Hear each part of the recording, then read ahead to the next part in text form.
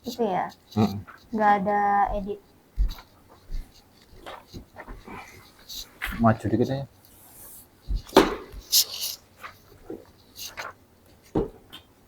Saya duduk gini. Ya, Ya, oke. udah itu udah nyala. Oke, 3 2 1. Oke, teman-teman, jumpa lagi dengan Ngobras, ngobrol tentang Sastra. sastra. Oke, kali ini kita masuk episode yang ke-54. Terima kasih teman-teman sudah mengikuti channel ini. Tujuan dari podcast ini pertama adalah memotivasi teman-teman untuk mau berbagi tentang ilmu, tentang pengalaman-pengalaman dari buku-buku yang dibaca oleh teman-teman mahasiswa, bisa dosen, siapapun, sehingga bisa ditularkan kepada teman-teman di luar sana. Nah, hari ini kita masuk ke tokoh yaitu sangat terkenal sekali, Terelie ya. Iya, betul. Jadi Terelie untuk novel pop luar biasa produktifnya, dan kita akan bedah beberapa novel yang kebetulan dibaca oleh Mbak Retno, judulnya Hello. Hello. Sebelum kita membedah, kita kenalan dulu dengan narasumber. Mbak Retno, silahkan dikenalkan nama lengkap, asal dari mana. Monggo, silahkan. Iya, halo semuanya. Sebelum ini perkenalkan dulu, nama lengkap saya Retno Dia Puspita atau akrab dipanggil dengan Eno. Saya adalah mahasiswa Universitas Pamulang semester 8 dari Prodi Sastra Indonesia. Terima kasih Bapak atas kesempatannya Oke, untuk terima kerjasama kasih. dalam podcast ini. Oke. Latar belakang pendidikan saya itu sebelumnya saya pernah bersekolah di sekolah menengah kejuruan dengan jurusan arsitektur. Di daerah mana tuh? Di daerah Jombang Ciputat. Oh, itu arsitek. Terus SD di mana? SD di SDN Rawabuntu 3, tapi dulu orang mengenalnya SDN Karya Bakti. SMP? SMP saya SMP 19 di daerah dekat Tandon Ciater. Oh, Tan Ciater. Mm-mm. Berarti sebelum tinggal di rumah sekarang, dulu tinggal di mana? Masih di Tangsel. Oh, di Tangsel. Iya, di Lengkong Gudang Timur. Oke. Nah, Mm-mm. dulu kok mulai bersentuhan dengan sastra puisi atau cerita-cerita rakyat itu kelas berapa? SD, SMP? Sebenarnya dulu tuh dari TK, Pak. Oh, Jadi dari TK itu saya udah seneng koleksi buku-buku dongeng. Yang paling oh, saya inget tuh dongeng kancil. mhm, Terus naik SD saya mulai pertama kali mhm, dibeliin majalah Bobo tuh sama Eyang Ti. Jadi dulu mhm, eh, karena Eyang Ti saya tahu mhm, saya suka baca buku, akhirnya dia beliin majalah Bobo. Kata dia kayaknya majalah Bobo ini disukai anak-anak gitu. Terus mhm, ternyata pas mhm, saya baca, oh iya mhm. menarik. Cerita-ceritanya ya. Terus Itu tuh TK tuh. itu udah ya SD. udah nah SD kelas 1. Oke, oke. Mm-mm. Berarti waktu TK itu sudah bisa baca? Sudah, saya emang suka baca apa namanya semacam spanduk, terus baca-baca buku dongeng, apalagi yang bergambar gitu Pak. Oke, oke, oke. Luar Mm-mm. biasa. Jadi anu ya, mulai dikenalkan lewat nenek, Iya. lewat orang tua. Nah, Betul. kalau novel, Iya deh, saya habis majalah Bobo tuh naik tingkat ke KKPK, oh iya, kecil-kecil punya kecilnya karya. karya itu SD, SMP. SD, terus saya kelas 6 juga sebenarnya udah mulai install Wattpad. Saya udah sering baca Oh, novel iya, iya, online di betul, betul. sana tuh, Zamanmu SD sudah masuk anu novel digital ya, digital. Iya. Wattpad, webtoon itu. Mm-mm. Oh Saya juga berarti, tahu dari teman saya, mm, menarik gitu maksudnya ada loh, maksudnya novel genrenya fan fiction gitu. di Jadi, Wattpad gitu. mm-mm. Nah itu memang zaman circle itu penting ya, selain Iya, selain dari orang tua, dari nenek, circle itu memang sangat pengaruh, dengan catatan mm-mm. circle yang positif kan. Iya. Jadi mengenal Wattpad dari situ. Iya dari kelas 6 SD saya Itu selesai baca novelnya di Wattpad itu. selesai karena memang Ingat nggak apa? genrenya lupa waktu itu, tapi Oh, emang kebanyakan genrenya itu memang romance komedi yang ah, ah, ah. jadi idola-idola itu digambarkan seperti tokoh di dalam cerita tersebut gitu. Hmm. Menggunakan visual idola-idola dari luar negeri gitu, dari Indonesia. Oke, makanya sebenarnya generasinya Mbak Retno itu fasilitas bacaan itu luar biasa. Iya, Tinggal apa itu menanamkan rasa betul cinta terhadap buku gitu Pak. punya akhirnya menjadi habit lah, kebiasaan membaca itu kebutuhan. Nah, SMP SMP saya baca novel. sudah novel di perpustakaan ada. Dulu sih masih jarang di SMP saya karena di SMP baru kan, jadi masih sedikit stoknya. Mudah-mudahan sekarang SMP-nya banyak ya. Amin. Itu ya apa? Iya. Koleksinya perpustakaan gitu. Nah, lanjut ke SMK, kok bisa ngambil arsitek itu atas dorongan siapa? Karena emang saya suka ini sih, mempelajari hal-hal baru gitu. Menurut saya arsitektur tuh kayak ilmu yang baru, ilmu yang apa ya, menantang gitu. Jadi saya tertarik untuk mempelajari. Saya sempat vakum juga dari baca-bacaan karena memang saya terfokus di desain bangunan gitu, Udah desain gambar-gambar dan arsitektur. seterusnya. Iya, benar. Oke. Setelah lulus dari SMK arsitek, langsung kerja atau langsung kuliah? Langsung kuliah. Langsung kuliah. Karena memang ingin melanjutkan pendidikan juga. Oke. Terus kok bisa nyasar di sastra Indonesia? Ya itu maksudnya saya agak realistis karena kuliah arsitektur kan cukup lumayan ya biayanya. Saya terkendala di finansial juga. Terus saya mulai menggali apa yang di dalam diri saya yang saya sukai gitu. Sepertinya saya suka dengan dunia sastra, dunia bacaan. Terus saya cari di Universitas Pamulang ternyata ada gitu sastra Dan Indonesia ini. Kebetulan memang Mbak Retno dari SD, SMP sudah bersentuhan dengan sastra, dengan novel, dengan apa itu wetpad tadi. Oke, sekarang kita masuk ke intinya. Jadi teman-teman, hari ini kita akan membaca atau menjelaskan tentang novel Hello. Coba sekarang ceritakan sinopsis dari Hello apa? Iya, secara garis besar memang novel Hello ini menceritakan tentang cinta dua manusia yang tidak direstui gitu. Tapi pada awal cerita itu kita akan diajak berkenalan dulu dengan tokoh Ana. Tokoh Ana ini adalah seorang anak yang ulet. Terus dia juga berprestasi, dia lulus S2 arsitektur juga. Terus pada suatu hari anak ini ceritanya mendapat klien yang ingin renovasi rumahnya gitu. Jadi klien ini namanya, saya mengikuti pronounsnya aja, Ibu Hesti. Jadi Ibu Hesti ini ingin merenovasi rumahnya, terus dia tuh mengajak Ana berkeliling dulu. Di sana dia, ini loh Ana rumah saya dari awal masuk halaman sampai rumah. Nah, bagian yang paling banyak diceritakan itu adalah pavilion. Jadi pavilion itu kan dulu ditempati sama asisten rumah tangganya Ibu Hesti. Nah, ternyata di dalam pavilion itu banyak diceritakan kenangan-kenangannya Ibu Hesti. Jadi sebelum lanjut ceritanya kita diajak flashback dulu gitu. Memang lebih banyak flashbacknya di dalam novel ini. Jadi dulu itu salah satu ART Ibu Hesti itu punya anak laki-laki namanya Tigor. Terus karena seiring berjalannya waktu mereka sering main bareng, bersekolah bareng, sampai akhirnya ya itulah timbul benih-benih cinta antara Ibu Hesti dan Tigor ini. Tapi kan karena perbedaan yang sangat signifikan gitu. Struktur sosial ya, kasta lah. Terus? Ya sempat ada pergolakan di situ kan, bapaknya Hesti tidak merestui. Yang Raden Wijaya itu? Hah? Pak Raden Wijaya ya namanya? Iya, tidak direstui, terus sampai akhirnya mereka berpisah gitu. Nah, itu akhirnya novel ini belum sempat sampai renovasi rumah, karena memang terfokus di kisah masa lalunya Ibu Hesti gitu.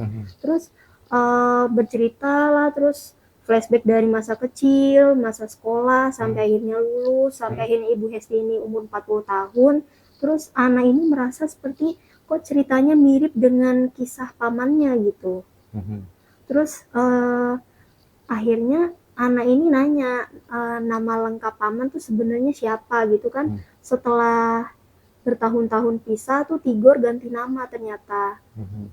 Ganti nama yang mengarah ke nama Belanda gitu, ternyata plot twistnya Tigor ini adalah paman dari Anna. Makanya kenapa tokoh Anna ini dihadirkan, karena memang dia perantara untuk menyatukan kembali cinta antara Hesti dan Tigor. Gila, mundur dulu ya. Iya. Coba ceritakan awal mulanya. Kan konfliknya itu pertama ketika Hesti sekolah bareng Tigor. Iya. Itu kan dibully. Coba ceritakan, ini kasusnya apa, dibulinya karena apa? Itu karena apa ya, karena perbedaan kasta gitu, Kak. Yang satu orang tidak mampu, sementara si Hesti ini orang kaya. Iya. Terus diceritakan juga lengkap di situ, maksudnya dari mulai ciri-ciri pakaiannya Tigor dan Hesti itu sangat berbeda. Terus tapi itu tidak menghalangi pertemanan mereka gitu. Jadi waktu masih kecil memang mereka itu pertemanannya ini erat gitu, sering karena pulang mungkin bareng. Karena anak-anak kan masih polos ya. Iya. Statusnya Tigor ini anak pembantu kan. Iya. Pembantu yang ibunya Tigor kerja di rumahnya Hesti, yang bapaknya Raden Wijaya itu kan. Iya. Nah, dari situ kan kalau anak-anak kan tentu kan tidak memikirkan kan, yang penting itu baik ya kan. Iya. Ini nggak beda kaya miskin, tapi yang jadi masalah kan bapaknya. Nah, itu kan muncul konflik awal mulanya apa itu, lewat surat-suratan itu gimana ceritanya?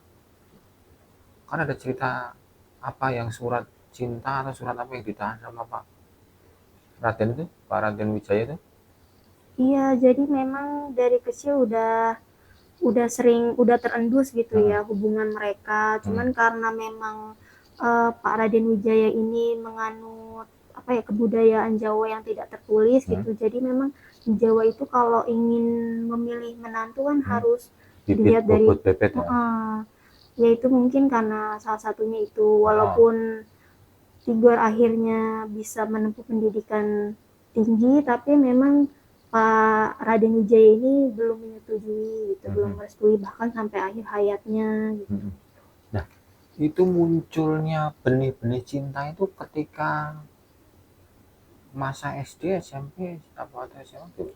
Sebenarnya kalau dari sudut pandang Bu Hesti, dia sudah merasakan itu sejak kecil. Jadi dari dulu memang Tigor ini sudah memiliki jiwa apa ya, melindungi gitu, rasa ingin melindungi. Ibarat kalau bahasa zaman sekarang tuh bahasa kerennya green flag gitu kan. Gentleman. Terus itu dia udah mulai merasa kalau Tigor ini beda dari laki-laki lain gitu. Dia sudah ya karena mungkin waiting personal gitu, dari kecil udah sama-sama bareng, bahkan lahir bareng, main bareng, makan bareng, satu rumah ya. Iya. Nah, termasuk yang green flag itu muncul ketika Hesti dibully teman-temannya, itu termasuk dia yang melindungi itu, Tigor? Iya, termasuk. Oke. Nah, terus yang agresif siapa? Tigor. Berarti Tigor memang agresif gitu? Iya, dia ini. Sudah memulai mengungkapkan cinta kepada Hesti itu ketika masa SMP? Iya, itu sudah mulai, cuman akhirnya sampai menemui bapaknya itu ketika dia lulus sekolah tinggi. Kuliah. Berani mengutarakan bahwa saya menyukai anak bapak gitu. Saat itu memang bapaknya Hesti ini sangat Pak Raden Wijaya itu sangat tidak terima gitu, kurang apa ya, kurang setuju. Secara terang-terangan dia menunjukkan itu gitu, Pak. Oke. Jadi mulai konfliknya dari situ. Nah, itu peristiwa yang kejadian surat-suratnya diminta sama Pak Raden Wijaya itu ketika kapan? Kan ada poin itu tuh, yang surat-surat itu surat cinta kan? Ingat nggak? Nah, kamu gak ingat? Sebentar saya flashback dulu. Kayaknya semenjak itu ya, lulus SMA kalau nggak salah. Itu kan aktif surat menyurat gitu. Loh, si Tigor sama si Hesti itu, Tigor tinggal di rumahnya Hesti, ibunya sebagai pembantu sampai Tigor kelas berapa? Kalau nggak salah sampai SMA kayaknya, soalnya perjalanannya tuh cukup panjang gitu, Hmm. sampai akhirnya dia ngekos di luar kota gitu. Terus iya, surat-suratan itu terus ketahuan sama Pak Pak Raden Raden Wijaya itu. Oh, Wijaya. Mm-mm. oke. Nah, kembali ke itu, ke si Ana. Mm-mm. Jadi Ana itu memang menjadi penyambung toh untuk benang merah Mm-mm. antara Tigor itu, dan ketika dia mau renovasi rumah itu ya. Mm-mm.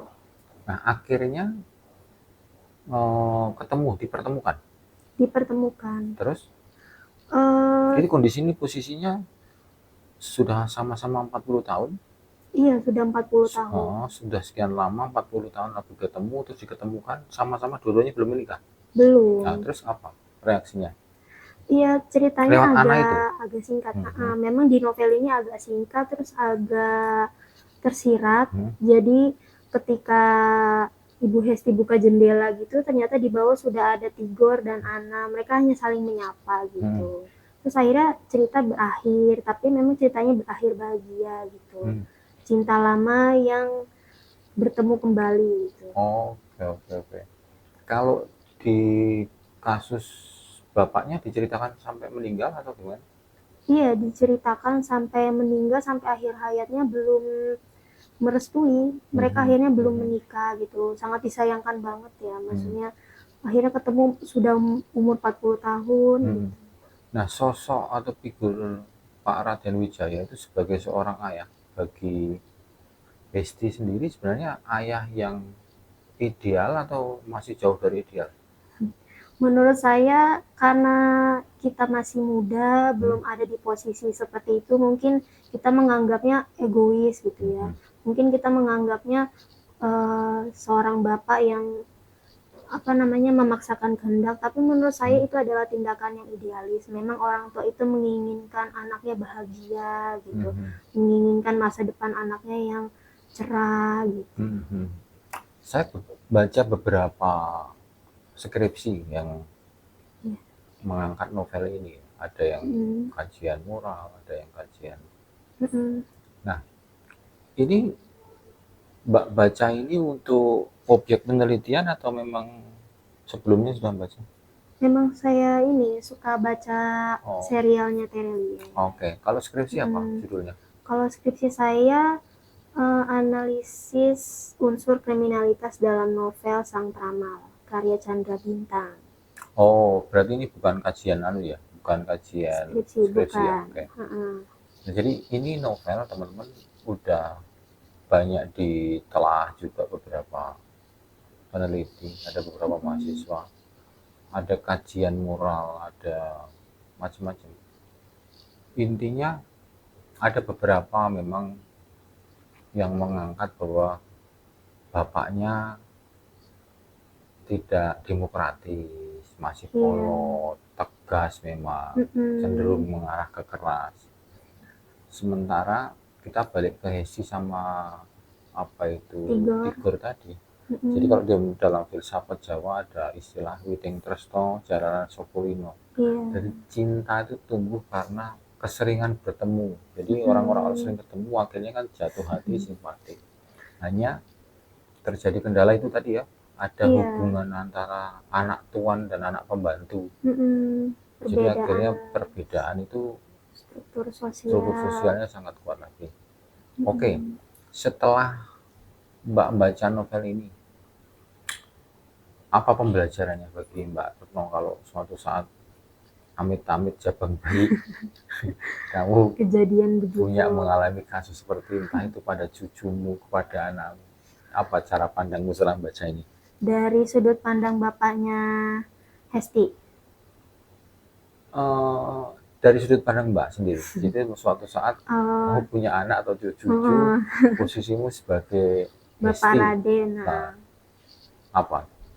Kalau menurut saya cinta itu kan nggak bisa ditentukan kepada siapa kita jatuh hati gitu Mhm, ya. mhm, Kalau dari sudut pandang saya, memang kita harus berikhtiar dulu, mhm, berusaha dulu, tapi mhm, kita harus juga menyiapkan ruang untuk kecewa, ruang untuk ikhlas. Barangkali nanti di depannya kita akan menemukan takdir yang tidak sesuai dengan ya keinginan kita gitu. Oke, sekarang masuk ke quote. Coba cari ya. Mbak menemukan berapa quote atau kata-kata bijak dari novel, boleh dibaca? Ada beberapa yang kamu siapkan supaya teman-teman di beberapa novel itu pengarang-pengarang selalu mengutip filsafat-filsafat hidup yang sebenarnya bisa kita gali, kita hayati, kita gunakan sebagai petunjuk. Nah, salah satunya ya dari quote itu. Salah duanya teman-teman, membaca novel itu, ketika teman-teman membaca novel ini selesai kasus misalnya tentang Hello ini, kalau posisi Anda, posisi Mbak Retno, posisi saya sebagai Pak Raden Wijaya, bagaimana kalau saya punya anak, Mbak Retno punya anak, terus jatuh cinta kepada anak seorang asisten, atau bagaimana cara kita berempati ketika posisi kita itu sebagai Hesti, ya, kita cinta dengan seseorang tapi mendapat tantangan dari orang tua kita, dari orang-orang sekitar kita, atau kita sebagai Tigor, bagaimana tanggapan Anda, bagaimana empati Anda.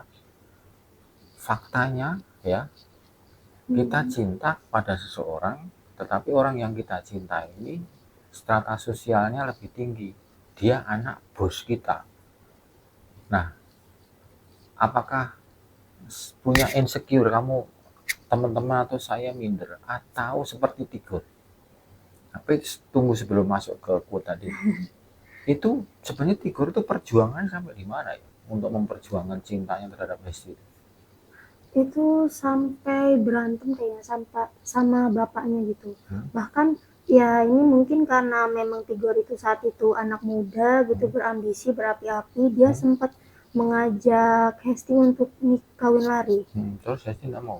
Nah ini yang saya soroti, memang kalau quote secara tertulisnya itu kurang dijelaskan, cuma secara tersiratnya saya rangkum saja ya Pak. Jadi Hesti ini sangat memaknai pernikahan itu sebagai suatu yang sakral. Dia ingin dia ingin pernikahannya itu berjalan atas restu orang tua. Jadi dia ingin pernikahannya itu diawali dengan kebahagiaan, dengan hati yang senang gitu. Pokoknya ada dukungan moral dari orang tua, ya kan? Iya. Ada doa restu dari orang tua. Betul. Nah, cilakannya ini nggak dapat. Maka dia memutuskan tidak mau menikah lari. Iya. Sampai akhirnya itu, mereka berpisah. Itu disesali nggak sama atau enggak? Secara manusiawinya sempat nangis, tapi memang Tigor yang memutuskan hubungan bahwa ya sudah, kalau memang ini jalannya, kita berjalan di jalannya masing-masing, kita melanjutkan hidup. Jadi mereka memang dijelaskan sebagai dua tokoh manusia yang bijaksana dalam menghadapi konflik batin ini. Oke. Jadi beberapa kasus ya, teman-teman. Hanya kalau di novel ini si Hesti memilih tidak melanjutkan ajakan Tigor untuk kawin lari karena tidak dapat restu tadi. Iya. Kemudian ada beberapa kasus teman-teman nanti alami ya, ada yang karena beda struktur sosial, ada yang karena beda agama, iya, kepercayaan, kemudian suku. Maka kalau teman-teman, kalau itu memang kalian menyatakan cinta, ya harusnya tanpa syarat cinta itu. Mau agamamu apa, sukumu apa, kastamu apa, ya harusnya menikah. Tapi kalau masih memikirkan agama, memikirkan apa itu kasta, ya belum cinta, berarti belum ada yang mau berkorban kan. Gitu. betul. Oke, ini suka karya Terelie? Iya, karena memang penulisannya itu ringan, tapi makna yang disampaikan itu mendalam. Makanya saya pilihlah buku karya Terelie yang ini.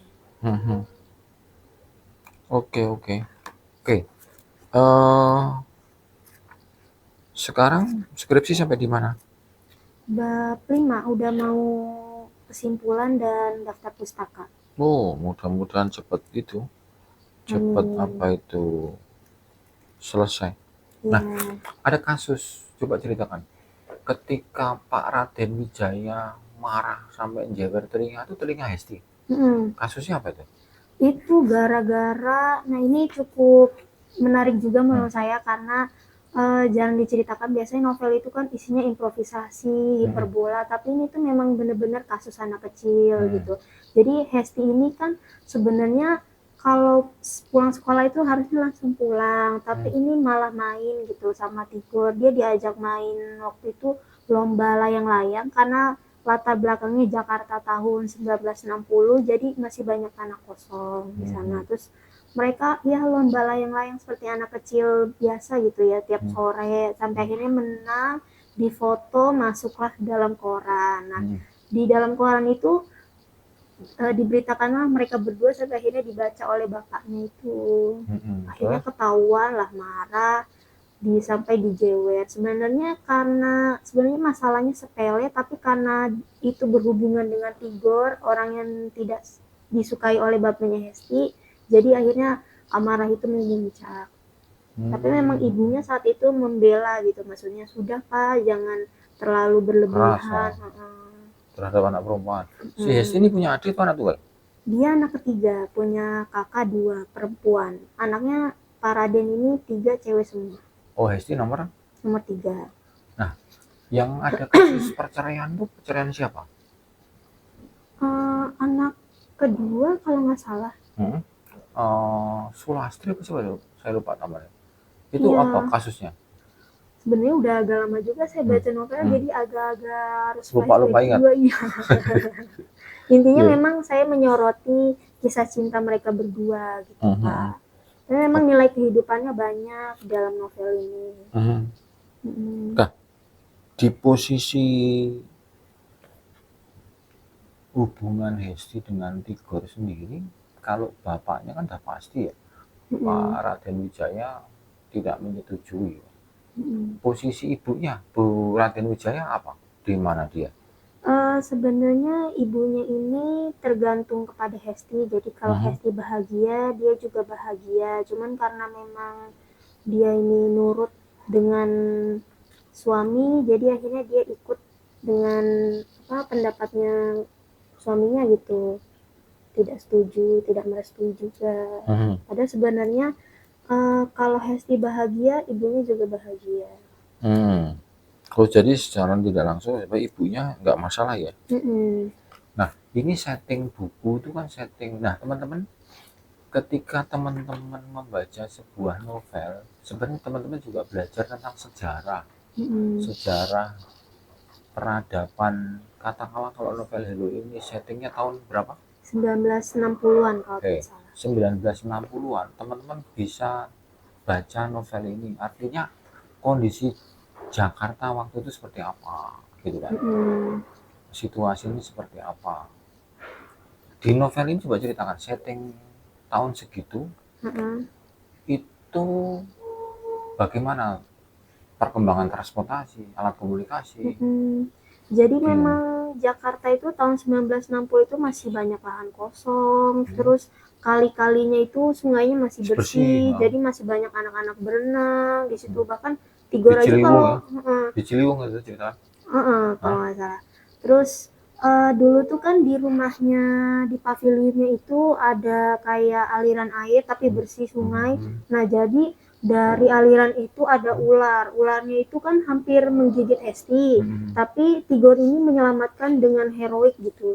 Bahkan sampai hampir dia dililit ular gitu, terus akhirnya ularnya dilempar. Nah dari situ sebenarnya Hesti sudah menyadari bahwa Tigor ini memiliki jiwa ingin melindungi, gentleman.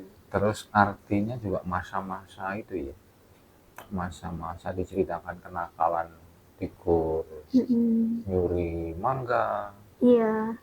Apa itu kenakalan masa kepolosan, itu apa? Kepolosan anak kecil gitu Pak, yang saya soroti itu menarik juga sih, maksudnya benar-benar ya sifat anak kecil gitu, tanpa unsur hiperbola kayak diam-diam mencuri mangga gitu. Terus Ngaca SD tuh.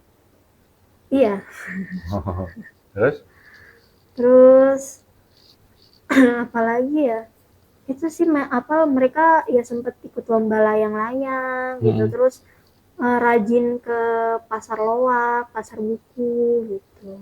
Oke, jadi eh, teman-teman, saya ulangi, ini juga ada beberapa sejarah tentang novel. Jadi kalau teman-teman, saya ulangi sekali lagi, kalau membaca novel itu juga membaca tentang sejarah, belajar tentang psikologi tokoh-tokohnya, perubahannya.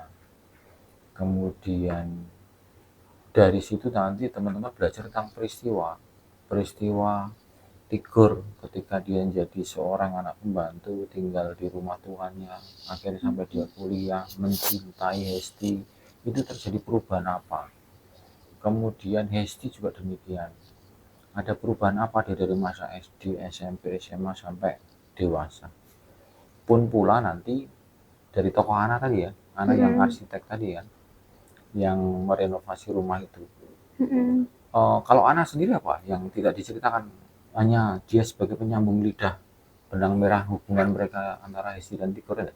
Iya, dia cukup diceritakan dia perempuan yang ulet. Hmm. Terus plot twistnya itu adalah dia ternyata kalau nggak salah anak dari kakak atau adiknya Tigor. Ternyata Hmm. bapaknya ini dulu punya istri lain Hmm. dari ibunya Tigor. Hmm. Terus ya Tigor itu berlapang dada menerima kenyataan tersebut. Dia ikut membantu membesarkan anak, Hmm. padahal oh ya cukup dekat sih sebenarnya hubungannya, hubungan darahnya karena satu bapak beda ibu.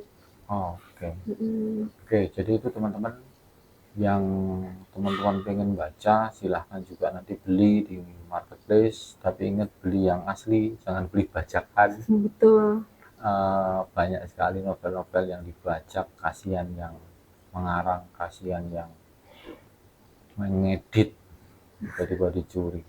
Oke, Gitu. sekarang apa setelah S1, mau lanjut S2 atau mau kerja atau mau nikah? Mau Insya Allah saya mau karir dulu. Kalau oke. misalnya nanti ada peluang, ada Aha, uang juga, saya ingin aha. lanjut S2 untuk memperdalam Iya, ini sastra. semangat pokoknya. Iya Intinya Pak. gini, Mm. oh, kadang-kadang kita ini tidak direncanakan, tapi suatu saat misalnya Mbak Retno sudah bekerja, Mm-mm. nyaman, nggak nyangka, oh kayaknya saya mesti kuliah deh. Mm-mm. Memang harus ditarget sih, memang lebih Mm-mm. baik ditarget. Kalau saran saya ya Iya. kerja silahkan, nanti lanjut langsung cari S2 supaya menjadi role model untuk adikmu, ya kan itu Mm-mm. penting, untuk Iya. anakmu, untuk saudara-saudara, karena yang bisa mengubah peradaban Mm-mm. nasib itu hanya Diri pendidikan, kita. Mm. tidak bukan harta. Oke, saya minta closing statement coba. eh, Mbak Retno kan bekerja, Iya. kuliah masuk kelas karyawan. Mm-mm. Di luar sana sebenarnya banyak sekali teman-teman seusia kalian, seperti Mbak Retno, bukan Mm-mm. adik-adik Mbak Retno yang masih SMA, yang bekerja tapi nggak bisa kuliah. Mm-mm. Coba dimotivasi supaya mau kuliah. Di Unpam itu ada kelas karyawan, ada kelas malam, ada kelas Iya. Sabtu supaya mau kuliah. Ya, jadi teman-teman di luar sana jangan pernah berkecil hati karena Universitas Pamulang ini menawarkan pendidikan dengan biaya yang cukup terjangkau. Menurut saya, walaupun kita bersusah-susah dulu, bekerja sambil kuliah, tapi insya Allah pasti ada jaminan di masa depan kita menjadi pribadi yang lebih baik. Karena tidak ada salahnya kita itu menuntut ilmu. Betul, bekerja dengan senang hati, kuliah dengan senang hati. Nanti tak Betul. kerasa. Oke, Iya. saya minta saran atau sampaikan saran kepada adik-adik yang semester-semester awal, Mm-mm. adik-adik yang masih di SD, SMP, SMA, supaya mau membaca. Gimana? Silakan. Iya, jadi memang buat adik-adik di luar sana yang masih belum terbiasa dengan membaca, sebenarnya membaca itu seru. Tinggal disesuaikan saja dengan kegemaran kita. Kita suka tentang genre apa, atau tentang cerita apa, itu kita bisa bermula dari situ. Atau baca dari yang ringan-ringan dulu, misalnya cerpen. Karena membaca itu tidak rugi, membaca itu justru menambah wawasan dan membuka pola pikir kita menjadi pribadi yang lebih baik, jadi pribadi yang lebih bijaksana dari bacaan tersebut. Oke, Iya, thank you ya. iya Bapak, terima Semangat kasih. Pak. Oke, teman-teman, demikianlah obrolan saya dengan Mbak Retno tentang novel Hello karya Terelie. Harapan saya teman-teman termotivasi mendapat pembelajaran yang pasti. Teman-teman terus mau belajar caranya apa, membuat jadwal supaya teman-teman boleh nonton drakor, boleh main game, boleh nongkrong, tapi punya jadwal juga untuk membaca. Thank you, salam literasi, Tuhan memberkati. Oke, Terima makasih. kasih Bapak. Oke, Berapa menit ya? kayaknya